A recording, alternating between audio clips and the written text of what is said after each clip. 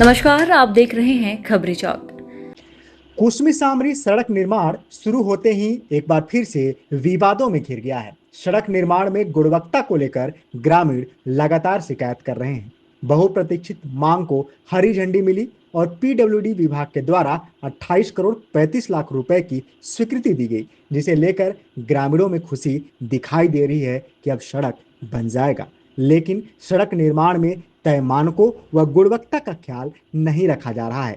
तय अनुपात में गिट्टी, बालू व सीमेंट का सम्मिश्रण नहीं किया जा रहा है। कुसमी से सामरी तक करीब 17 किलोमीटर सड़क व पुल पुलिया निर्माण का कार्य चल रहा है, जहां अत्यंत ही गुणवत्ताहीन कार्य हो रहा है। सड़क में पुल पुलिया और नाली निर्माण में घटिया क्वालिटी का सीमेंट का उपयोग धड़ल्ले से किया जा रहा है। ठेकेदार द्वारा सड़क पर न तो मिट्टी फिलिंग सही तरीके से कराई जा रही है, न ही जीएसबी और मेंटल का उपयोग डीपीआर और एस्टीमेट के अनुसार हो रहा है।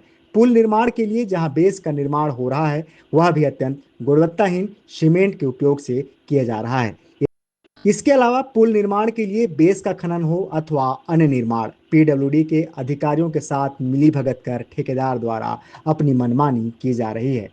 ठेकेदार द्वारा नाली निर्माण में भी अनियमितता बरती जा रही है। बिना बेस तैयार किए ही मिट्टी में ही जाली बिछाकर नाली की ढलाई कर दी गई है, जिससे जगह जगह नाली में दरारें भी आ गई हैं। नाली निर्माण में पानी की तराई भी नहीं की जा रही। जानकारी के अनुसार ठेकेदार ने ठेका लेकर इसका काम पेटी कॉन्ट्रैक्टरों को दे दिया है। मोटी कमाई के चक्कर में गुणवत्ता के साथ समझौता करके निर्माण कार्य पर लापरवाही की जा रही है। नियमों की यदि बात करें तो इन सड़कों को बनाने से पहले जीरो पॉइंट पर सड़क से संबंधित सूचना पटल लगाना अनिवार्य है, जिससे सड़क से संबंधित समस्त जानकारियां अंकित भी होनी चाहिए एवं उस सूचना पटल का भी 5 वर्षों तक उस स्थान पर रहना आवश्यक है। किंतु इस सड़क को बनाने के पूर्व न तो जानकारी के लिए कोई बोर्ड लगाई गई है और न ही नई सड़क का नाम अंकित किया गया है। सड़कों के संबंध में जानकारी लेने की कोशिश करने पर विभाग का कोई भी अधिकारी इस विषय पर बातचीत करना नहीं चाहता। ग्रामीणों की शिकायत के बावजूद विभाग के अधिकारियों एवं जनप्रतिनिधियों द्वारा इन सड़कों के विषय में कोई कार्यवाही नहीं की जा रही है।